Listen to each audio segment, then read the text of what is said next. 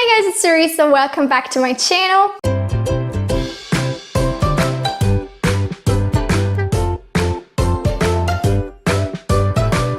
Today I'm gonna be doing my May wrap-up, and genuinely I was a little bit apprehensive over the last few weeks thinking about doing this video because honestly my reading month in May hasn't been that great.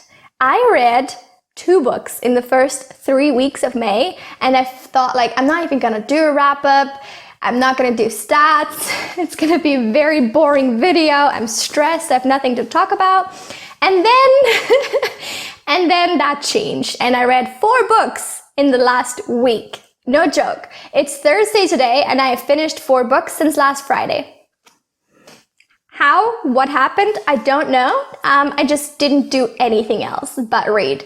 So that's great for my grades, or not, but it is in fact great for this video because I have more books to talk about. So I actually have done some stats for this, so let's take a look at that. Because I completely failed at my TBR for May, I'm not even going to talk about that and jump straight into the stats, okay?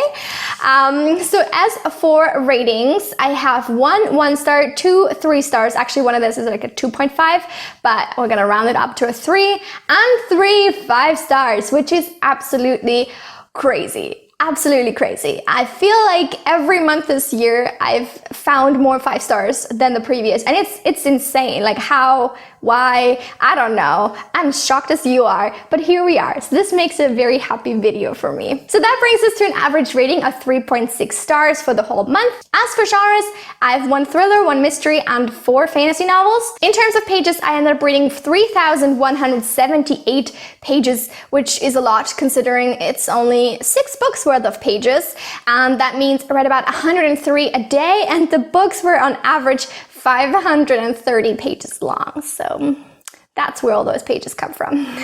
As for the settings, 1 is set in the US, 1 in Japan, and 4 in fantasy settings. For the authors, I read books by 2 male and 4 female authors, and also 2 are new to me and 4 were not. But all of the books I read this month I would consider pretty hyped / popular, and none of them more obscure, unfortunately. For release years, I read 1 book released between 2000 and 2010, 4 books released between 2011 and 2018, and 1 book that was a 2019 new release. Age groups, I have 3 YA and 3 adult books, and for languages, 5 were in English and 1 was in Japanese. And now that's all for the stats. Now let's talk about the books. So the worst book I read this month, and my 1 star, was My Lovely Wife by Samantha Downing. It's a 2019 thriller that I really did not enjoy, and please go watch my rant video for more thoughts on that because I did talk a lot in detail about it there, so I don't feel the need to do it again now. For my 3 stars, or actually for my 2.5 star, it pains me to say, like it physically almost pains me to say, Muse of Nightmares by Laini Taylor. It's the sequel to Strange the Dreamer. I am distraught, to say the least, to have had to give this book such a low rating. I didn't want to, but it just was not a good book. I'm very disappointed, and again, I've done a video on this that's very long, I expect. I just filmed it before this, so yeah, go watch that and leave your own thoughts in the comments or DM me on Instagram. I would love to chat with you about it because I have feelings, okay, and they are hurt by this book. My other 3 star is Detective Conan Volume 90 by Gosho Aoyama. 3 star is kind of like my default rating that I give Detective Conans because I don't really feel any which way about them. Like, they're all kind of the same. There's very little standout, and yeah, I just read them for Japanese practice and nostalgia, but they're just not that special either way, so I just give them 3 stars. Always. And then we get to the glorious 5 stars. So let's start off with one that I've also reviewed previously, but not this month, and that's Strange the Dreamer by Laini Taylor. It's the first book in this duology, and I read this book for the first time 2 years ago, so it was a reread. I've done a long video on it. You can watch that. It's full of praise. I loved it. I think I put like masterpiece somewhere in the title because I genuinely loved everything about this book, and I did really enjoy it again this time, obviously, since I also gave it 5 stars. It is so beautifully written. It genuinely feels like poetry. Honestly, Lady Taylor's writing, the way it flows, it's so beautiful, and I am obsessed with it. I know some people don't like this flowery style super much, but I adore it. And it can be too much, as we see in Muse of Nightmares. I felt like it was so overdone, especially the way that she describes like romance and love. But in this book, I didn't feel that. It didn't feel exaggerated. It didn't feel cheesy or contrived. I just felt beautiful. It felt like a love poem to love. And that was just beautiful to read, and I adored it. I adored everything about this. I wish it wasn't like tainted by the shadow of the sequel now. But it's beautiful, both inside and out. And if you haven't read it yet, I do recommend it, even knowing that the second one just doesn't cut it for me, at least. So I love this book as always, and I'm gonna treasure its memory, because I don't think I can ever reread it now. Like, knowing how the sequel goes, I don't know, it's probably not gonna happen. That's sad.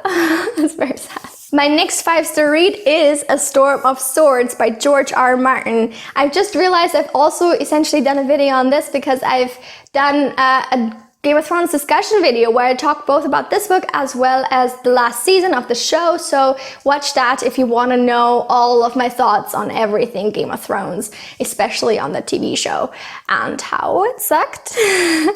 But this is the third book in the Song of Ice and Fire series, and I really enjoyed this. I think this is the best of the series so far.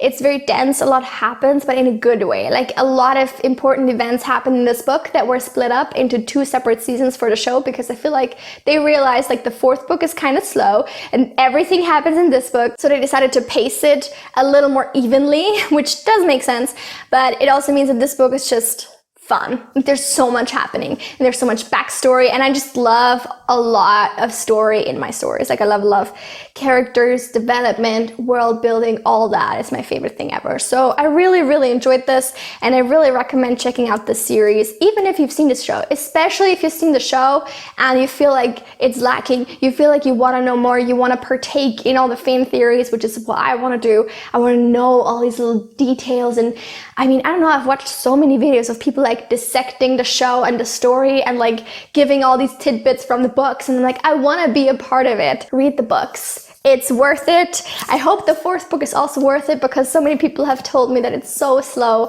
and takes forever, and it's really not motivating to hear that over and over again. But I do appreciate it, because it kind of serves as a little bit of a warning. But also, yeah, I hope it's good. I hope it's still good. That would be great. I don't want to have more disappointment in my life and in my series especially. And that brings me to the last book of today, and probably the most controversial. I feel like literally on this book the waters are divided 50-50. People either hate it or they love it, and I fall in the love camp. I'm very happy to be here. Join me on this side. It's definitely the better one and the more right one. Just kidding. Don't worry, if you hated this book, it's fine. I don't care. But I loved it. It was amazing. Uprooted by Naomi Novik. I was very hesitant, again, going into this book, because I knew people disliked it. And usually when there's such a clear divide and it's such a polarizing book, I am on the more critical and more negative side. I don't know why. It's just how it usually happens. In this case, I am decidedly not. I loved everything about this book, start to finish. I was hooked from the get-go. I was so invested from the get-go, and it just got better and better and better. It doesn't flaws, it's not flawless, but just like the way it made me feel. Okay, maybe I should back up a little bit. This is a fairy tale. It's just straight up a fairy tale. And if you go into this expecting anything else, you might not like it. I feel like that's probably a part of it, because you do have to accept sort of the limitations and the restraints that come with this being a fairy tale. Like, there's not super much world building. There's no really questioning magical things. There's no critical thinking or self-awareness that you might find in other books that are a little bit more modeled after reality, because it's a fairy tale. And I from the get-go like went into it with that expectation, so none of these things really stumped me at all. The book is set in a little village that's surrounded by a magical wood, but it's not the good kind of wood, it's a bad kind of wood with a capital W. The wood is corrupted and periodically sends out tendrils of corruption towards the villages in the valley, trying to turn the people against your own, trying to take over the villages, and it has succeeded in that several times in the past. It's kind of growing, it's kind of cropping in on these villages, taking over one after the other like every couple years, because it just cannot be stopped basically. There is a wizard that's watching over the valley from his tower, and he has kind of done his best to keep the wood at bay, but even his powers are slowly failing / proving to be insufficient to permanently stop the wood. The villages are under this wizard's protection. He's called the Dragon, and in exchange for his protection, he takes one of the girls from a village every 10 years to live with him for 10 years, and then he just lets her go. And usually the women decide not to stay in the villages and go off to the bigger towns and like lead their own lives.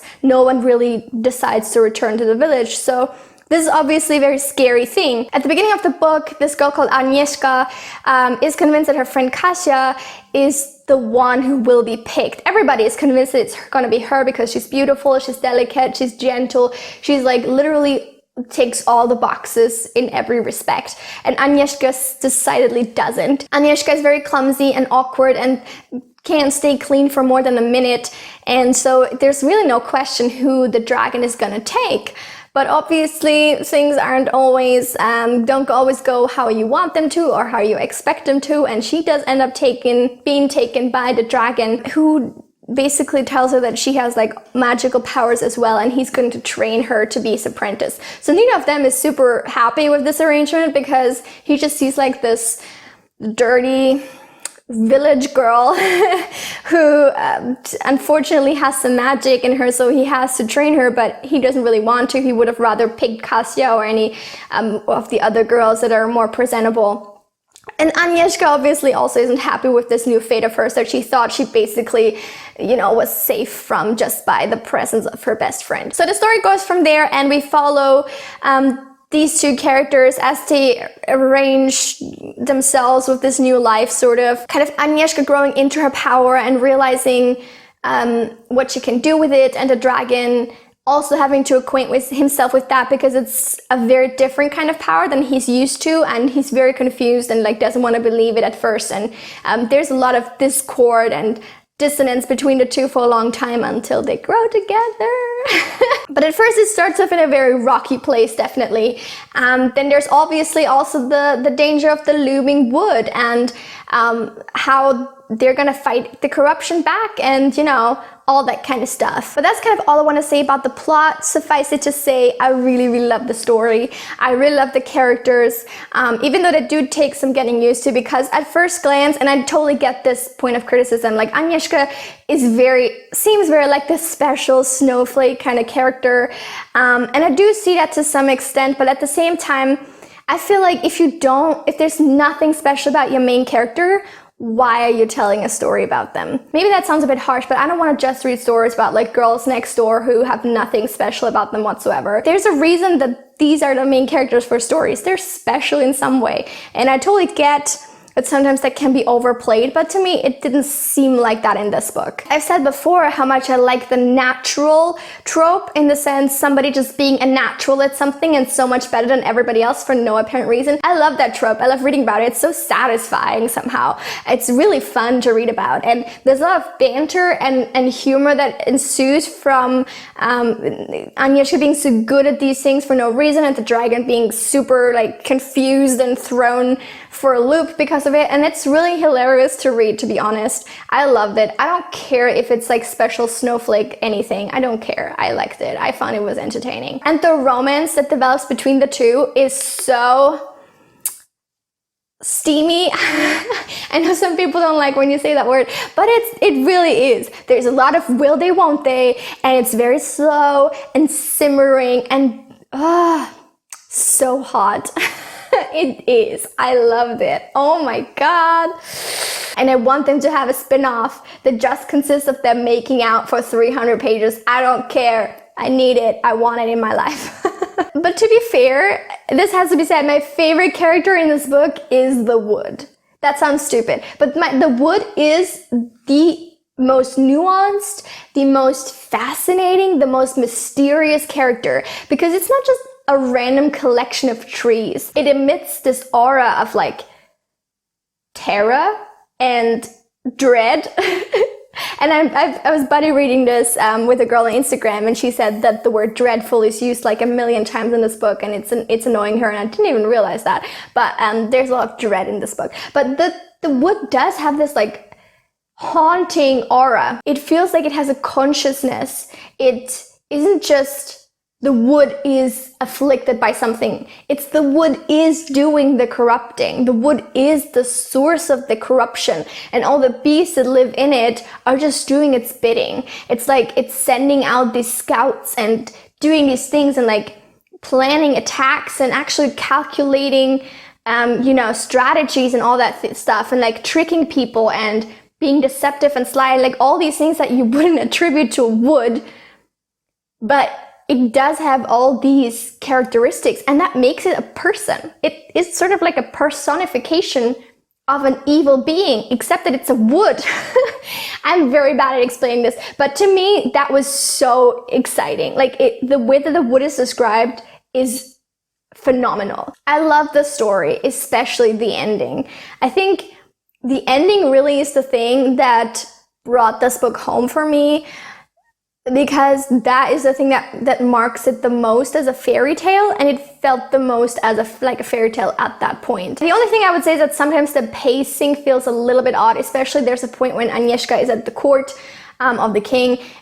There's a lot of unnecessary scenes there, I think, that don't really matter to the story and don't really matter at all. So I don't know really why they were there. But other than that, I really adored this book. This is definitely one of the books that I can't really very well rationally explain why I loved it, because after finishing it, it was really just a gut reaction to give it 5 stars. There was no other rating to give it, because it just left me reeling. It left me wanting more. It left me already excited for my reread of this, which is definitely going to happen.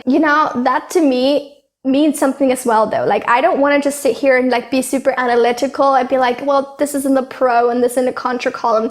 I don't really care. I feel like it's a talent in and of itself to have a book that like emotionally affects you so much that you just don't really notice the flaws. So I guess in that sense, I do understand that people who might not have felt the same feelings from the very beginning about this book might have been more critical and might have noticed more of its flaws, and that's fine. And I would really love your opinions in the comments. So let me know what you thought, whether you enjoyed this or not. I know, again, it's very torn, but let me know why also. Let me know why you didn't like it, because I really would love to know like your main reasoning for that. But that is where I'm going to end today's video. I hope you enjoyed this wrap up. Let me also know in the comments what you read in May, how your reading month went, and I would love to see you soon back with another video. I upload every Tuesday, Friday, and Sunday, so click the bell icon to be notified when I upload, and I will see you then. Have a lovely week. Bye!